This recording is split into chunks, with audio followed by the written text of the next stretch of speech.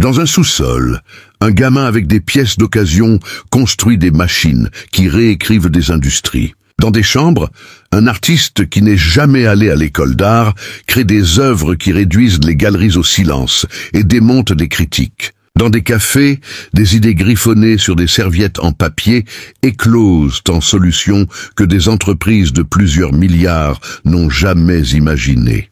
Sur des bancs de parc, quelqu'un griffonnant par ennui tombe sur le plan de quelque chose qui secouera le monde.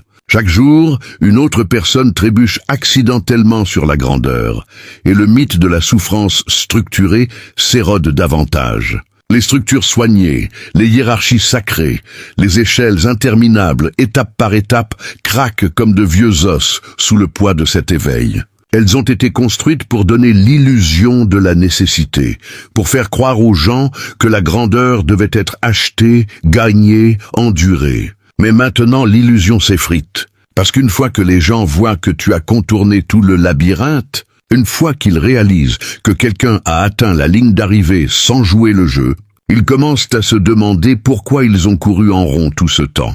Bien sûr, certains échoueront. Tout le monde qui joue ne trébuchera pas sur des miracles. Tout le monde qui joue avec l'inconnu ne fissurera pas un univers caché. Mais ce n'est pas le but. Le but, c'est qu'ils sont enfin libres d'essayer sans être étouffés par la peur de l'échec. Ils osent agir sans calculer chaque pas. Ils osent créer sans s'obséder sur le résultat. Ils reviennent à la force créative brute qui existait avant que le monde ne leur dise ce qui était possible et ce qui ne l'était pas. Et ce changement seul suffit à démanteler des industries entières. Pendant ce temps, les experts, les gardiens, se divisent. Les plus sages descendent de leurs piédestaux, laissent tomber leur armure et admettent discrètement que peut-être ils n'en savaient pas autant qu'ils le pensaient. Ils redécouvrent l'humilité, redeviennent des étudiants, osant jouer à nouveau. Ils réalisent que l'expertise n'était peut-être rien d'autre qu'une cage déguisée en trône. Ils rient à nouveau, échouent à nouveau, se souvenant que le génie a toujours été né de la liberté, pas de la restriction.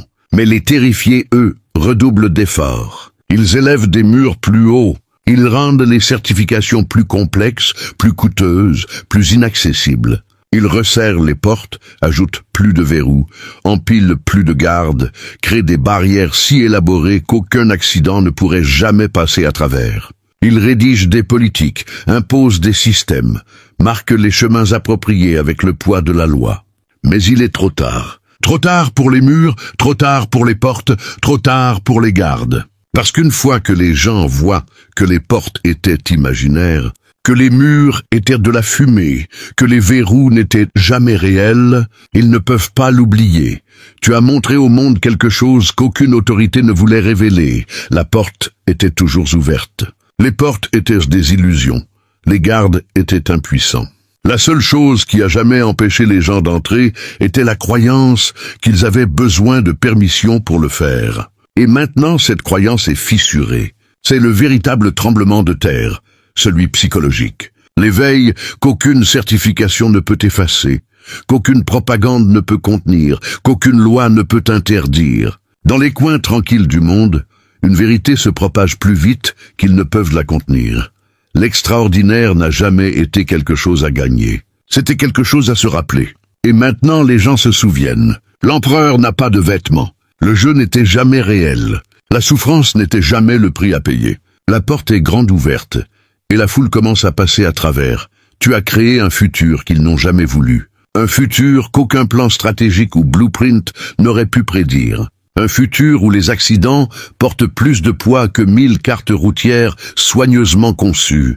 Où le jeu exerce plus de pouvoir que des heures interminables de pratique. Et où l'ennui, rejeté comme de la paresse, se révèle être l'étincelle des percées les plus créatives. Ce n'est pas le futur que les experts ont promis. Ce n'est pas le futur pour lequel les institutions nous ont préparés. C'est le futur né de la curiosité, de ces moments où quelqu'un hausse les épaules, expérimente et découvre qu'il a réécrit les lois de la réalité.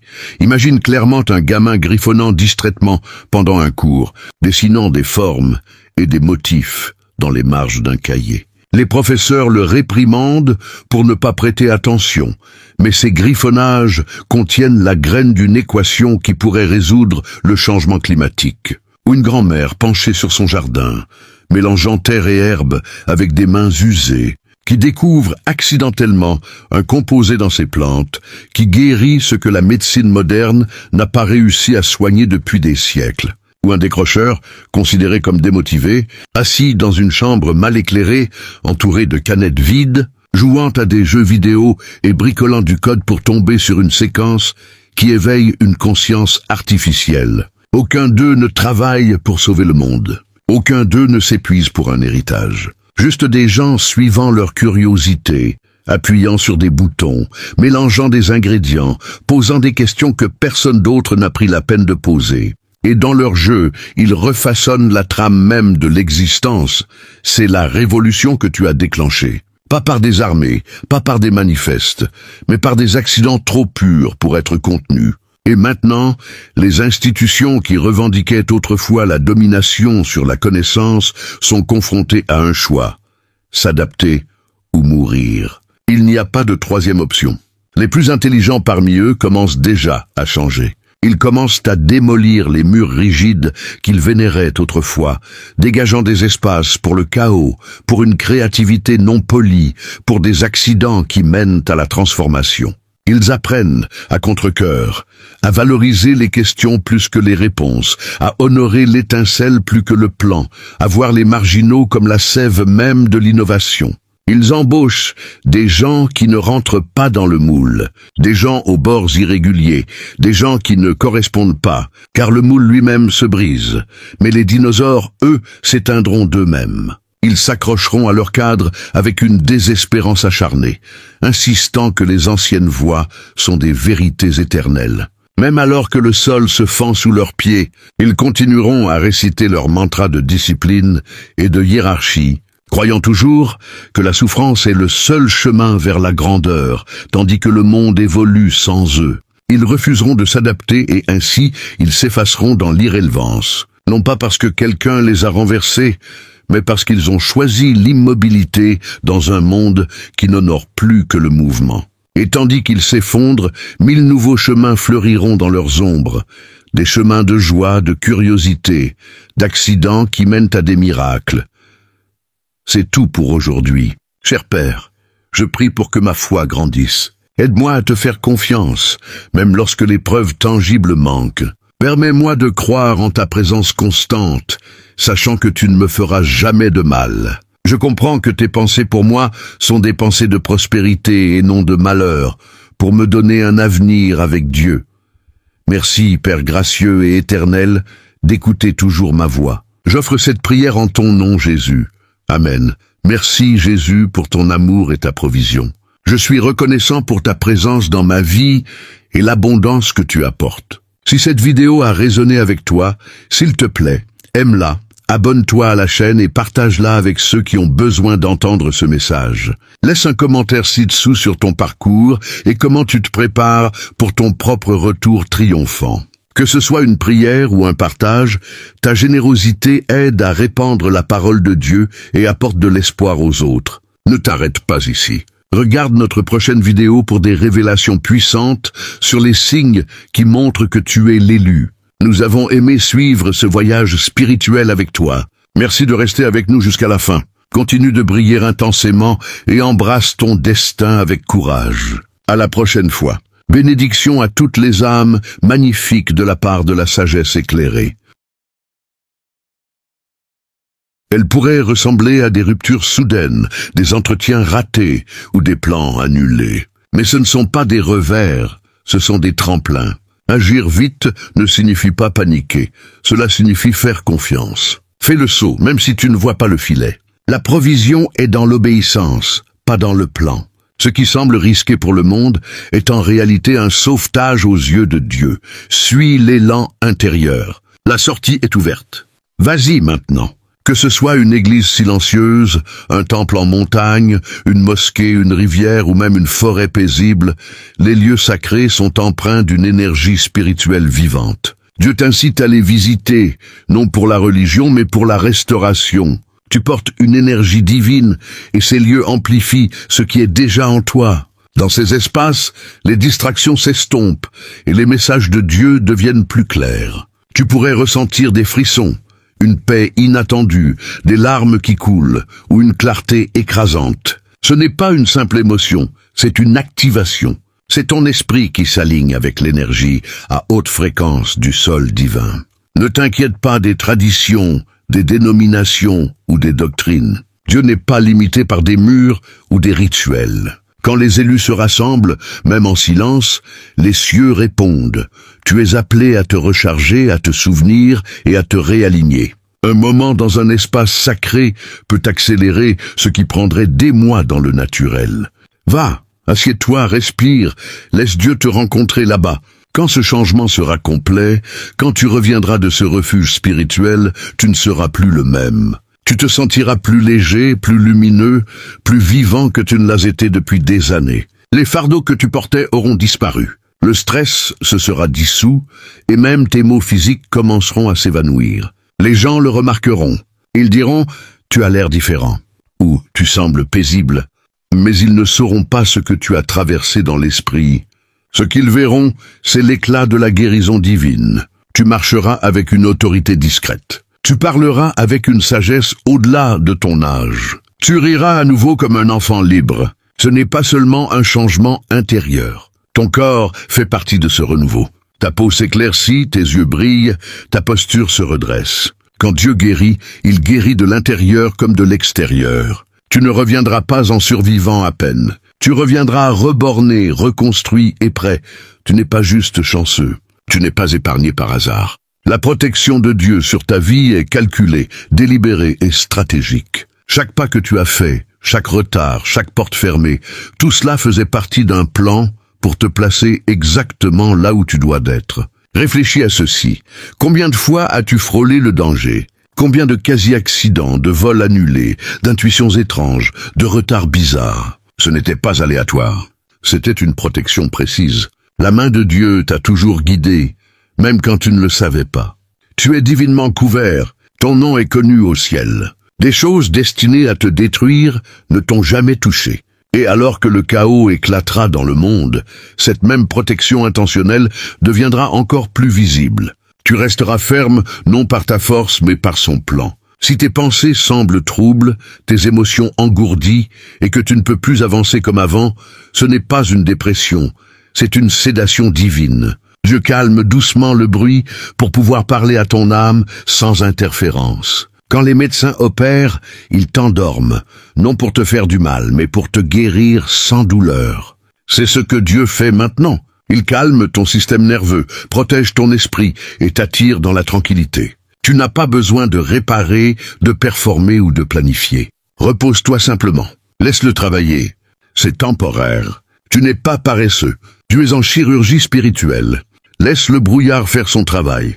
De l'autre côté de ce nuage, il y a la clarté, le but et une paix surnaturelle. Ne lutte pas. Traverse-le en flottant. Le monde te dira d'accepter la souffrance comme normale. Mais pour les élus, la souffrance n'est pas ton lot, c'est ta préparation. Ce qui a brisé les autres est ce qui a donné naissance à ton appel. Tu n'es pas destiné à vivre en mode survie pour toujours. Tu as assez enduré. La douleur, la trahison, la solitude, tout cela n'était pas vain. C'était la preuve que tu étais mis à part. Mais maintenant, Dieu soulève le poids. Tu entres dans une saison où la paix remplace la panique, la joie surmonte la tristesse et la faveur te trouve chaque jour. Tu es une entité spirituelle logée dans une forme humaine, en chemin vers une mission divine. Tu n'es pas comme tout le monde, et tu n'étais jamais censé l'être. Laisse le monde souffrir s'il le faut, mais toi, tu es sous le plan de protection du ciel. Le chaos arrive. Ce n'est pas de la peur,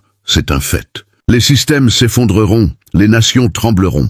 Mais pendant que le monde tremble, toi, tu ne seras pas ébranlé. Tu resteras debout, non pas en survivant simplement, mais en prospérant dans la tempête. Pense à Daniel dans la fosse aux lions. Les lions n'ont pas disparu. Daniel était juste intouchable. C'est ton héritage. Les gens autour de toi pourraient succomber à la peur, mais tes pieds seront plantés sur un béton spirituel. Tu seras un phare dans une mer sombre. C'est pourquoi Dieu t'éloigne maintenant, pour que tu ne sois pas englué dans les retombées. Il te met à part pour que tu te démarques. Tu ne seras pas seulement témoin de la tempête. Tu la traverseras avec un calme divin. Ne te laisse pas berner par le chaos. Ce n'est pas ta chute, c'est ton élévation. Tout ce que tu as perdu, tout ce qui s'est terminé, tout ce qui a changé, tout cela fait place à un nouveau départ, rempli de feu divin et d'un dessein inarrêtable. C'est ton réveil. Tu entres dans une puissance que tu ne savais pas posséder. Tes dons spirituels augmenteront. La clarté deviendra limpide. Les opportunités te poursuivront. Ce qui semblait être la mort était en réalité une résurrection. Ce que tu pensais fini ne fait que commencer. Dieu ne restaure pas seulement ce que tu as perdu. Il te donne plus que ce que tu imaginais. Ce n'est pas la fin de ton histoire, c'est la naissance de ta destinée. Lève-toi, élu, entre dans ton nouveau chapitre. Les cieux regardent, la terre attend. C'est ton moment. Si récemment tu as eu l'impression de marcher dans un brouillard, incertain de la direction, lent à prendre des décisions ou incapable de voir ce qui vient, ne panique pas. Ce brouillard n'est pas une confusion de l'ennemi. C'est une pause divine de Dieu. C'est sa manière de te couvrir pendant qu'il réorganise ce que tu ne peux pas encore comprendre. Tu n'es pas perdu, tu es protégé. Dieu ne veut pas que tu cours vers des portes ouvertes qui n'étaient jamais destinées à toi. Quand la visibilité est faible, ce n'est pas le moment de forcer la clarté. C'est le moment d'être immobile. Le brouillard spirituel est le murmure de Dieu. Attends ici, je travaille en coulisses. Pense aux Israélites dans le désert, couverts par la nuée de Dieu le jour. Cette nuée ne les protégeait pas seulement de la chaleur. Elle signalait aussi quand bouger et quand rester. Parfois, la plus grande obéissance est de ne pas bouger du tout. Dans un monde qui récompense la vitesse et la productivité, Dieu appelle ses élus à l'immobilité. Cette immobilité n'est pas de la stagnation, c'est une attente sacrée. Dieu construit ton endurance, entraîne tes sens spirituels et prépare ta prochaine mission. Ne prends pas cette pause pour une punition. C'est en réalité une préservation. Laisse ton âme se reposer dans l'inconnu. Il y a une protection dans ta pause. Tu ne vois peut-être pas ce qui vient, mais c'est le but. Si le brouillard se lève seulement quand il dit « Va », alors fais-lui confiance, il te guidera en sécurité à travers lui. Tu n'es pas en suspens, tu es dans la présence de la direction divine. Parfois, ce qui semble être un retard est en réalité une redirection divine. Tu te dirigeais vers un chemin qui semblait prometteur. Et soudain, une porte s'est fermée, une offre d'emploi a été retirée, une relation s'est effondrée, des plans ont été annulés. Tu te demandes ce qui a mal tourné. Mais en vérité, Dieu t'a détourné de ce qui aurait pu te détruire. Ce que tu ne pouvais pas voir, lui le voyait. Ce partenariat t'aurait vidé. Cet endroit t'aurait brisé. Ce plan t'aurait englué dans un désordre que tu n'étais pas destiné à nettoyer. Dieu ne te guide pas seulement vers ton dessein. Il te protège du poison. Même quand tu voulais que ça marche, le ciel a prévalu. La redirection divine est rarement confortable. Ça fait mal, ça te laisse confus, voire en colère. Mais la rétrospection est un don de Dieu pour les patients. Bientôt, tu regarderas en arrière et tu diras « Merci mon Dieu que cela ne se soit pas produit ». Tu verras que le retard n'était pas un refus. C'était un détour vers ta destinée. C'est ta permission d'arrêter de pleurer ce qui a été enlevé. Tu n'as pas été rejeté. Tu as été sauvé. Tu étais trop précieux pour être laissé exposé. Quand Dieu redirige, c'est toujours pour ton élévation. La route sur laquelle tu es maintenant mène à quelque chose de mieux que ce que tu imaginais. Dans le monde naturel, nous déménageons pour de meilleurs emplois, des environnements plus sains ou de nouveaux départs. Dans le monde spirituel, c'est la même chose. Mais le déménagement se produit d'abord dans l'invisible. En ce moment, Dieu t'assigne à un nouveau territoire spirituel, un territoire qui correspond à ton onction, ton appel et ta capacité. Tu as dépassé ton espace précédent. Les conversations, les connexions et même les routines qui te convenaient autrefois te semblent maintenant restrictives. Ce n'est pas de l'épuisement, c'est ton esprit qui rejette la stagnation. Tu es relocalisé dans un espace où tes dons spirituels peuvent respirer et s'épanouir. C'est ton expansion divine. Ce nouvel endroit peut sembler inconnu. Tu remarqueras de nouvelles personnes entrer dans ta vie, d'anciennes s'effacer. Tes intérêts changeront. tes prières s'approfondiront. Tes rêves deviendront peut-être plus vivides ou prophétiques. Ce sont tous des signes que ton adresse spirituelle a changé. Tu n'es plus celui que tu étais, même si tu es encore au même endroit physique. Embrasse la transition, ne la combats pas. Tu n'as pas besoin d'un camion de déménagement pour ce déménagement. Tu as besoin de conscience spirituelle.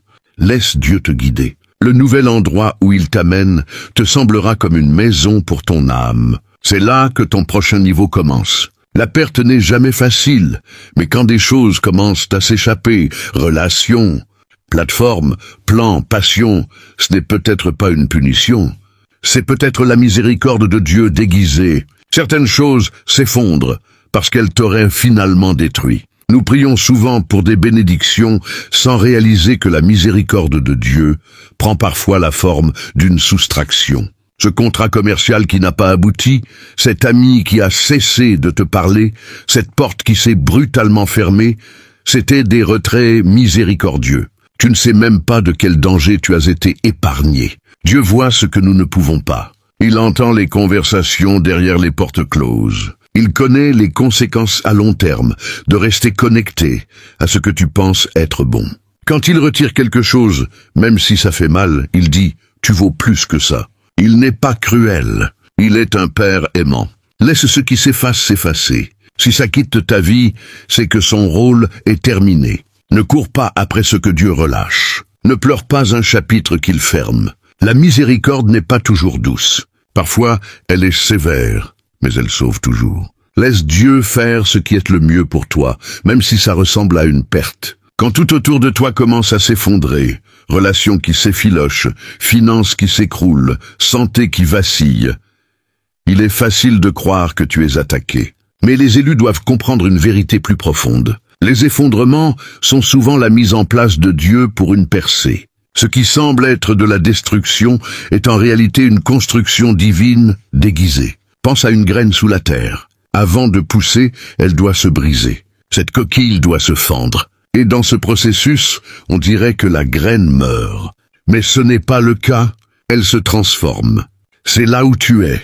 La pression, les secousses, le chaos, ce n'est pas ta fin, c'est ton devenir. Dieu secoue intentionnellement tout ce qui ne peut plus t'accompagner. Certains de ces effondrements sont saints, ordonnés par Dieu.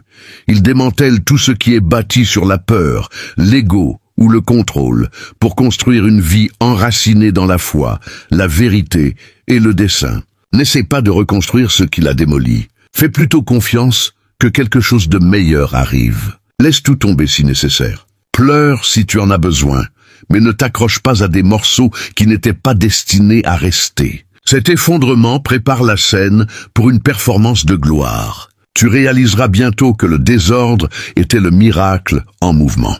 Laisse cela se produire. Dieu sait exactement ce qu'il fait. Quand les prières restent sans réponse, quand le silence remplace les signes et qu'on dirait que Dieu a détourné son visage, ne présume pas qu'il t'a abandonné.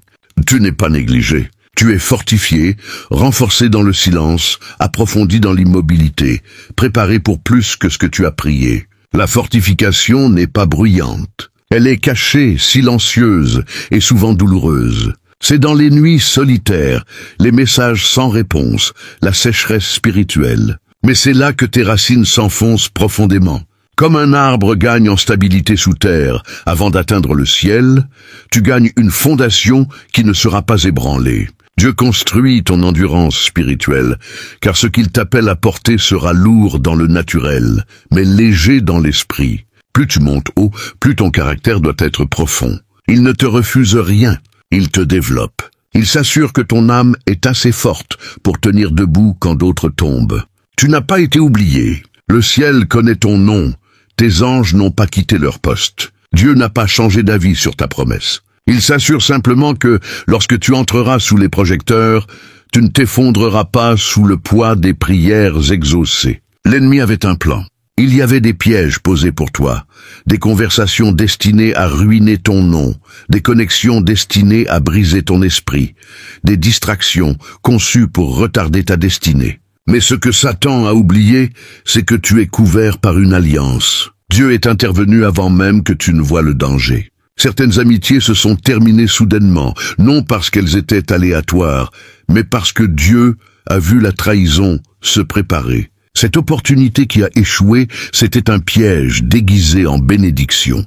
Dieu a brisé le filet avant qu'il ne se resserre autour de tes chevilles. Ce que tu pensais être un rejet était en réalité une protection divine en action. Le psaume 124:7 dit « Nous nous sommes échappés comme un oiseau du filet de l'oiseleur. Le filet s'est rompu et nous nous sommes échappés. » Ce n'est pas poétique, c'est prophétique. Tu étais à un pas du désastre, mais le sang de Jésus t'a couvert. Tu n'as jamais vu la guerre menée dans le royaume invisible pour toi. Prends un moment et rends grâce, non pour ce que tu as gagné, mais pour ce qui ne t'a jamais touché. Tu étais censé être pris, écrasé, compromis. Mais maintenant, tu es libre, intouché et toujours en ascension. Tu as été obéissant dans la saison passée. Tu as servi fidèlement. Tu as tenu bon. Mais maintenant, l'agitation dans ton âme est un signe. Ton assignation change. Dieu modifie ton focus, ta fonction et ton champ d'action. Ce que tu faisais autrefois n'est plus requis là où tu vas. Ce n'est pas de l'épuisement. C'est l'esprit qui dit que ce chapitre est terminé. Tes dons évoluent. Ton autorité s'élargit et le ciel télécharge de nouveaux plans. Tu peux te sentir agité ou mal à l'aise, mais ne l'ignore pas. Penche-toi dessus. Dieu se prépare à te donner de nouvelles instructions. Souviens-toi d'Élie, nourri par des corbeaux près du torrent, mais ensuite le torrent s'est asséché. Ce n'était pas une punition, c'était une invitation à bouger. Dieu a dit, va à Sarepta. La source a changé parce que l'assignation a changé. Si ton ancienne routine ne fonctionne plus, ne la force pas. Il est temps de demander. Et maintenant, Seigneur, prépare ton cœur pour une nouvelle direction. Mets du temps à part pour écouter. Tu n'iras pas seulement plus loin, tu iras plus haut. Ton assignation peut changer, mais ton dessein reste le même, glorifier Dieu et impacter les autres. Fais-lui confiance avec les nouveaux ordres. Il n'envoie jamais sans provision. Tu te sens déconnecté des gens, inaperçu dans tes efforts ou invisible dans ton service. Ce n'est pas parce que tu n'es pas aimé, c'est parce que Dieu t'a attiré dans une isolation spirituelle, non comme une punition, mais comme une préparation. Tu n'es pas seul, tu es dans un refuge divin. À travers l'Écriture, nous voyons ce schéma. Moïse fut caché dans le désert. David fut isolé dans des grottes. Jésus se retira sur la montagne. Les grandes assignations requièrent une séparation sacrée. Dieu enlève le bruit pour que tu puisses entendre sa voix. Il t'isole avant de t'élever. Dans cette saison, ton cercle peut rétrécir. Les invitations peuvent se tarir. Ne confonds pas silence avec rejet. C'est ton terrain d'entraînement. Pendant que d'autres sont distraits par les foules, tu es enseigné dans le silence. Tu apprends à dépendre de Dieu seul. Utilise ce temps sagement. Lis, prie, repose-toi, guéris, laisse le silence te renforcer. Quand les projecteurs reviendront, tu porteras quelque chose de plus lourd que le charisme. Tu porteras la consécration. L'isolation n'est pas la fin. C'est l'incubation de ta destinée. Le monde est en tumulte. La panique monte, les gros titres crient la crise. Mais pendant que d'autres tremblent, tu marcheras dans un calme surnaturel. Pourquoi? Parce que tu n'es pas ancré dans le cycle des nouvelles. Tu es ancré dans le prince de la paix. Cette paix n'est pas fragile. Elle ne dépend pas de circonstances parfaites.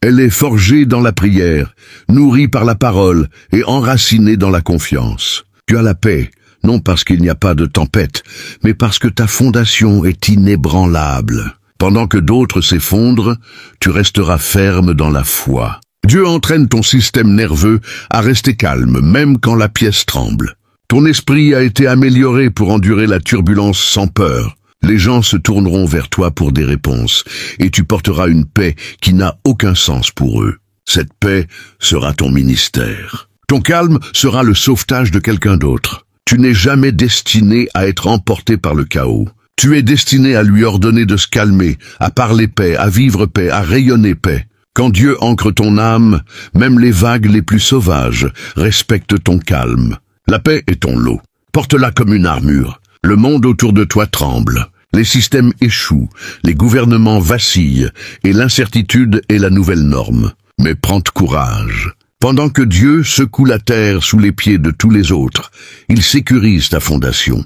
Tu peux ressentir les secousses, mais ton sol spirituel est inébranlable, car il repose sur ses promesses. Imagine un arbre planté près des rivières d'eau. Quand la sécheresse et les tempêtes arrivent, il ne flétrit pas, car ses racines sont profondes et nourries. Ta foi est cette racine profonde. Les tremblements de terre viennent dans les royaumes naturels et spirituels. Mais les élus de Dieu restent fermes, ancrés dans son amour et sa vérité inébranlable. Ce bouleversement n'est pas destiné à t'effrayer, il est destiné à te réaligner. Dieu brise ce qui est instable pour construire ce qui est éternel. Ton lieu ferme est un symbole de sa fidélité, un témoignage pour les autres que, même quand le monde est instable, la paix et la protection de Dieu tiennent bon. Tiens bon, même quand tout semble s'effondrer autour de toi. Ton sol n'est pas ébranlé, car il est connecté à une puissance qui déplace les montagnes, mais ne s'effrite jamais. C'est ta saison pour être inébranlable,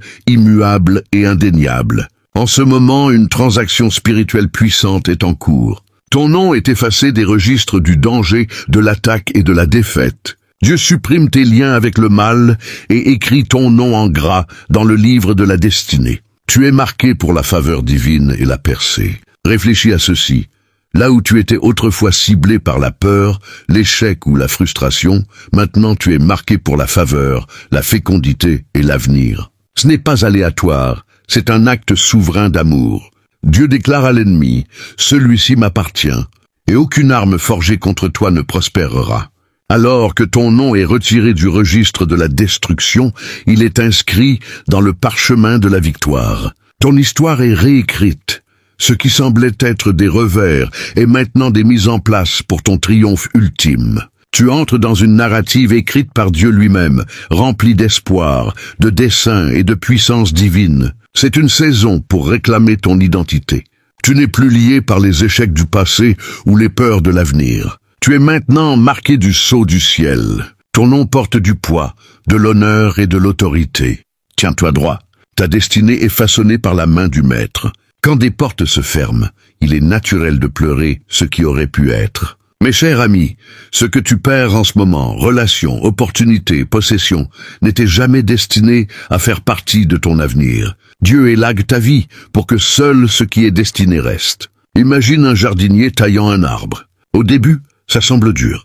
Des branches qui donnaient de l'ombre ou des fruits sont coupées. Mais cela est fait pour renforcer l'arbre, pour permettre une croissance plus grande et meilleure. Ce que tu vois comme une perte est la culture soigneuse de Dieu.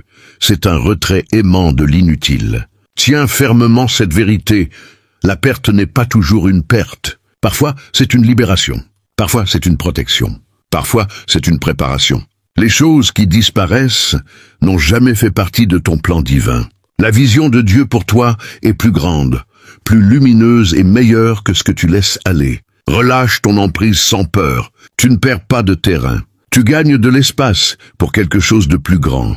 Fais confiance aux mains du jardinier. Ce qui s'efface fera place à une récolte dont tu n'as fait que rêver. Dans les moments de crise, quand tu te demandes pourquoi l'aide n'est pas arrivée, souviens-toi de ceci. La protection de Dieu n'est jamais en retard. Elle arrive exactement quand elle est censée le faire. Jamais une seconde trop tôt ni trop tard. Oui,